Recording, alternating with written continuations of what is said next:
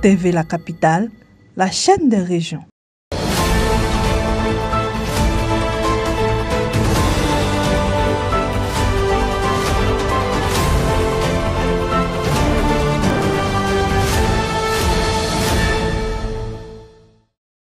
La Fédération des unions de sociétés coopératives de producteurs de la filière Anacad a organisé le 15 août 2025 à Yamoussoukro un atelier de formation consacré à la comptabilité, à l'optimisation et au contrôle fiscal à l'intention des responsables de ces structures membres. Cette initiative s'inscrit dans le cadre de la convention de financement conclue entre l'AFRICA et l'OIA. Elle a réuni 80 participants issus de la centrale et de ses 19 unions régionales. Selon les organisateurs, l'objectif est de doter les responsables de coopératives de compétences pratiques en matière de gestion financière tout en assurant le respect des obligations fiscales et parafiscales. Il s'agit d'une comptabilité simple, simplifiée, et la fiscalité, parce qu'au niveau de nos organisations, il y a des impôts qu'on doit payer, il y a des impôts qu'on ne doit pas payer. Donc nous sommes formés sur ça. Et ça nous ouvre les portes pour faire une déclaration correcte. Parce que dans l'ancien système, on ne déclare pas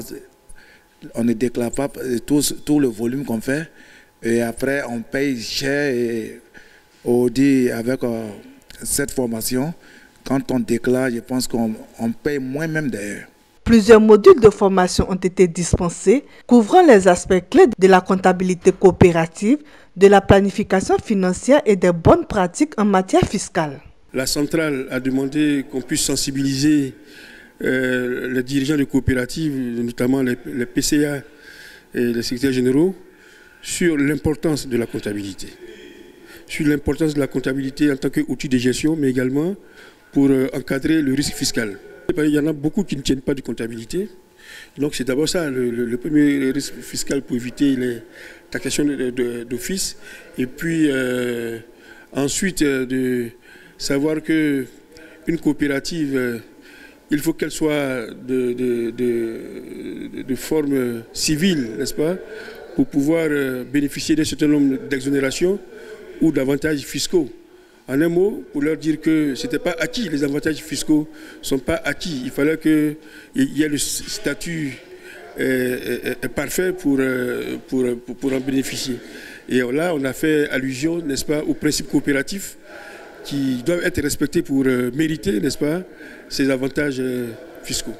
Les participants saluent cette initiative qu'ils jugent opportune et essentielle pour renforcer leurs connaissances et améliorer la gouvernance au sein de leur structure. Bon, la formation est la bienvenue parce qu'il faut dire la vérité qu'on a des coopératives vraiment qui n'ont pas vraiment une idée vraiment de la gestion, du fonctionnement même des principes coopératifs. J'ai des nouveaux trucs qu'on a acquis aujourd'hui, qu'on n'avait pas. Peut-être qu'il y a des choses qu'on ne savait pas, qu'on a su aujourd'hui. Bon, il s'agit par exemple de... Quand on parle, le rôle de chacun doit jouer son rôle. Il y a des acteurs avant, il y a des coopératives. Quand vous partez dans ces coopératives-là, c'est le PCA qui avait tout le commande en main. Mais à partir de ces formations-là, beaucoup de PCA ont compris qu'il faut mettre chaque acteur à son poste. Et le PCA doit donner les moyens, doit laisser la liberté à chacun de jouer son rôle. Vraiment, ces réunions, c'est très important parce que vraiment, il y a des choses qu'on est en train d'apprendre aujourd'hui que nous, on ne savait pas.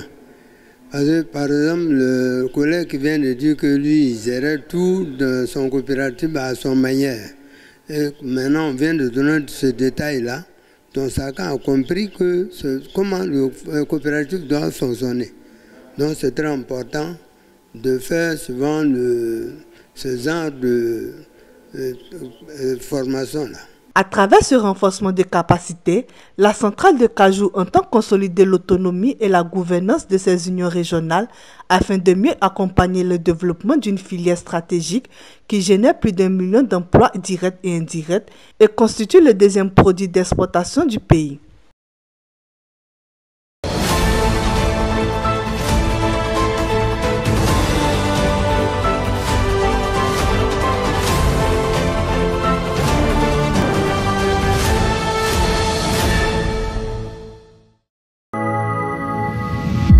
TV La Capitale, la chaîne des régions.